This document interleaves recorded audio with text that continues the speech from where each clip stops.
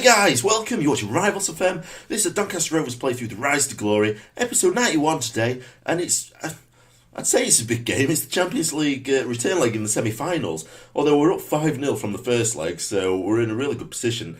I think really all we need to do is score one goal, and we're in a fantastic position. We score one goal, they need to score 7 against us, and I can't remember a time when that happened. I don't think we tend to concede more than 5. So yeah, I mean, we're in a very strong position right now. I did say in the last episode it's going to be a toss-up between the Manchester City Premier League game or the Champions League semi-final, second leg game. It came down to the fact that we lost to Leicester.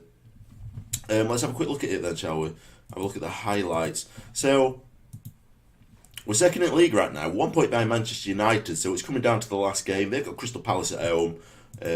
We've got Brentford. I think we're away from home, aren't we? Most of our games are away from home. So I think they're going to win. I can't see them throwing it away.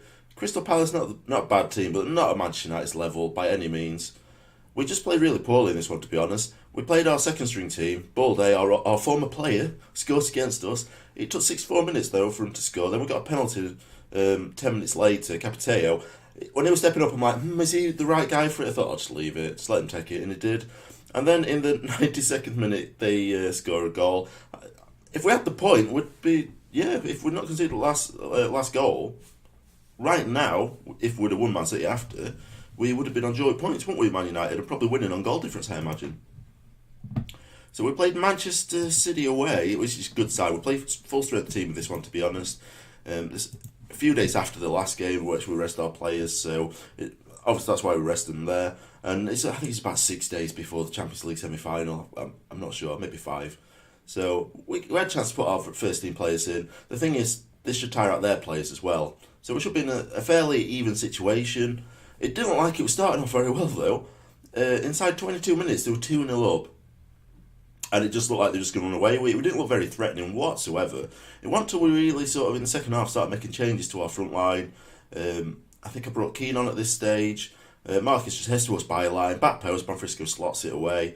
Then I think I took Bonfrisco off, I believe, and I put Keane out as the poacher and Forsey through the centre, but they went and scored. 3-1 at this stage. It looks like, it's probably ran away now, nothing's going to happen. Changed a little bit to midfield. 67th minute, we come back 3-2, Keane in space, nice touch, round keeper. I need to, pretty easy finish, wasn't it? Wasn't really much struggle there. And then a few minutes later, Keane gets involved again, plays it out to Carno, plays it to Forsey, who just taps it in. Nice little finish there. A nice controlled little finish there by Forsey. I'm thinking, we're back into it here. 75 minutes comes, Marcus gets the ball back up byline, and this is a familiar sight, isn't it? To Forsey, just finishes it off. Still 15 minutes to go at this stage, and we know we can very easily throw it away, but we took advantage of it. Etelvino collects a loose ball to Eduardo to Lemaire, finds Keane, and he strikes it from about 15 yards out in top corner. 10 minutes left, 2-goal advantage. We weren't throwing away at that stage. So hopefully that's a sign of things to come. As I said, the Premier League, we are second. Like I said, if we got that point against Leicester, if we're not considered late on, we would be first. So that's a bit of a shame. We've got Brentford coming up, who are in 7th. So Crystal Palace are 12th, so we don't like Manchester United are going to lose to them. I can't see it all. Plus they're not like concentrating anywhere else, not in Champions League. I don't know if they've got any cup games. I don't think they have. I think they're purely down to the last game. Yeah, so they're going to have a fully fit squad, aren't they, for that? So they've definitely won. On the bright side, though, Manchester City dropped off massively. Look at the past form. That is terrible. I didn't realise going into that game that they were that bad, to be honest. So it looks like we're in a very good position. So let's have a quick look how we're going to do this one today. I mean, they all look pretty fit, don't they? Have we got Forsey on bench? I haven't, no. Yeah, right, so we're going to go with this team. I think, I've sorted it out because Forsey's not on the bench. So what we're going to do with today, we've only got one striker on the bench. That might be a little bit of backfire. Although Forsey can't play because he's ineligible, and Capiteo, I don't think he could be registered because he's not class homegrown as yet. So what we're going to do is got Roberto in there, Salvino, Ilya, Turanega, Carno, form our back 4. Eduardo, Briganci, Montano through centre, Marquez, Christopher and Bonfrisco up top. Now Christopher's not been scoring lately, but he ran a good run at one point, wasn't he? His Champions League form seems to be very, very good. So let's crack on, we shouldn't lose. A 5-goal advantage. Not to mention, like I said, if we get the one away goal, we should be a fantastic position, right? Assistant manager seems to have got some sort of response out of them there as well. So we'll kick off then. De Bruyne's injured. I mean, look at their players. They're looking very knackered, aren't they? I'm not sure why they're so badly tired out, though. In the 80s, it's not good, is it? Oh, back pass. Walker covered it there, I guess. Chris was chasing it down. On loose ball. Marquez is 1-on-1. He slots it away. We've got the away goal. We're inside 3 minutes, guys. 1-0, 6-0 on aggregate.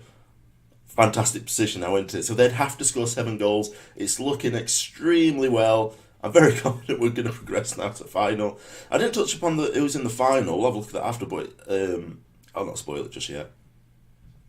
Because it was between Juventus and Paris Saint-Germain.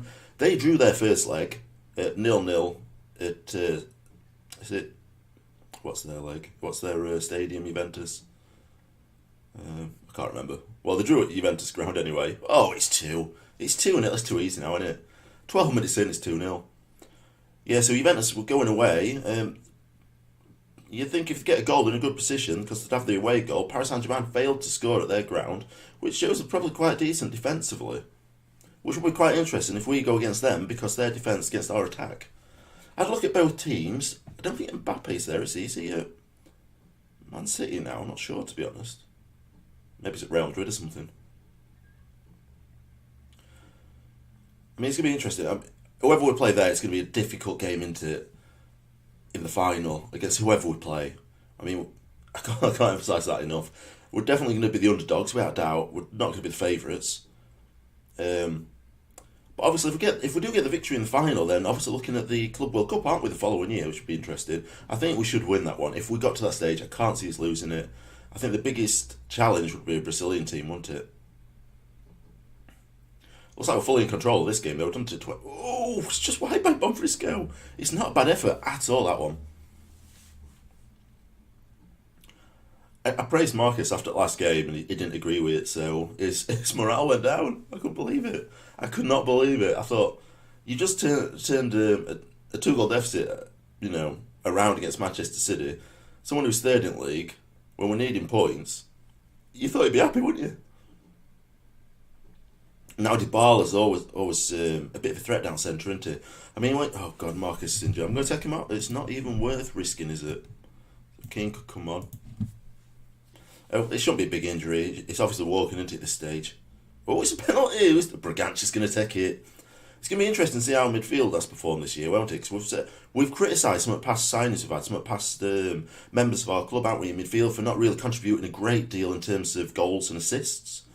Particularly this year, when we're putting more emphasis on playing down centre. I mean, before in the past, we've always attacked down the left and right. Not so much this year, because of the quality of players we've got through the centre. It didn't make any sense to do it, did it? So it's going to be interesting to see how that sort of fed back then in terms of performances. I mean, we've been scoring goals for fun. We've overtook the record of Real Madrid for goals in Champions League.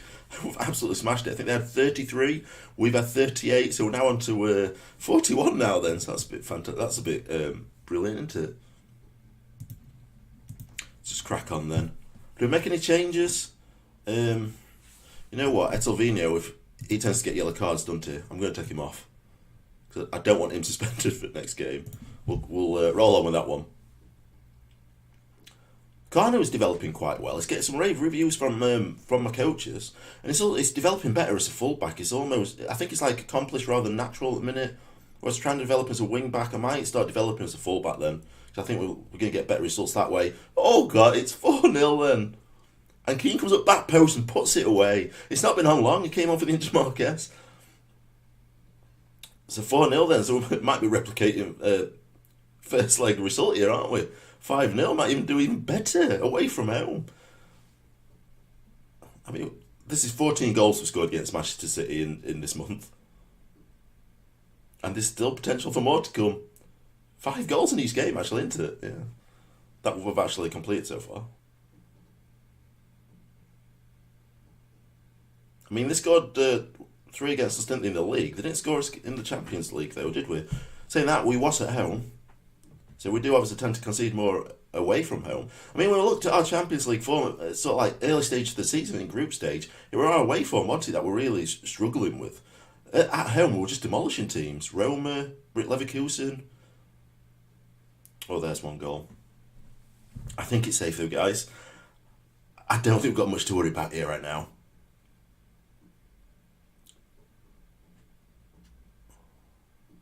Yeah, because they need to go 10, don't they? They need another 9 goals. It's not going to happen, is it? 9 goals in 20 minutes. Just doing it for fun now, aren't you? Let's make a quick little change. You can put on. Well, Mayor can have a game, you know. It's done well for us, hasn't it? A little bit of news in terms of sort of like transfers. I nearly signed Shaw, but then when I looked at development of Kanu, I thought it's not really worth it. So we're not going for it. Another goal. There you go, 5 goals. So I thought we're not going for Shaw. I mean, he looks a fantastic player. He's 27 at this point. One thing that did put me off, he seems to have a lot of injury concerns. He's got like a bad track record of injuries. So I didn't want that either.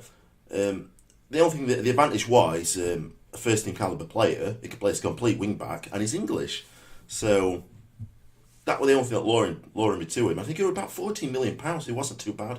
Although we have got the future transfer set for what is a left winger, an Argentinian left winger, who apparently the scouts believe can be retrained as a left wing back. I think they mean the wing back position, not the full back position. But I'm going to try and train him for full back position because it does look a bit spectacular, to be honest.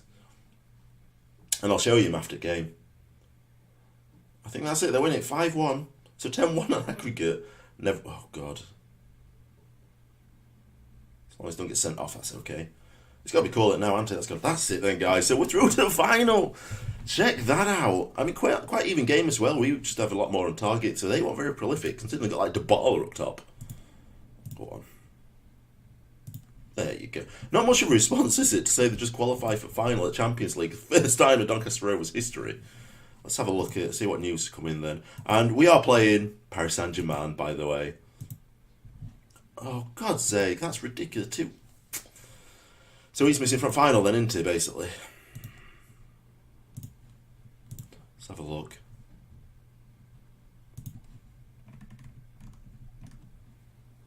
It's definitely missing from final, and it's not going to get back for that. That's demoralising. Probably our best player, our most informed player, is missing for the final of the Champions League. Let's have a quick look, see how... we'll touch upon what actually happened then. So let's have a quick look on the matches, fixtures. So there you go. So they won 2-0. They won 2-0 at home. It wasn't really much of a challenge, was it? In terms of stats, I'm not sure how they got on. They hammered him. 21 shots to 6. Bernardo Silva looks like an exceptional player right now as well. So obviously we know where we're coming back now, don't we, for the next game. It's going to be the Champions League final. I don't know why it says on there. We pretty much know what it is. I do tend to prefer to be drawn on the left-hand side rather than the right-hand side, even though I know everyone's both away. I still think the game sort of works a little bit in that sort of sense, that it favours the left-hand side with a home advantage.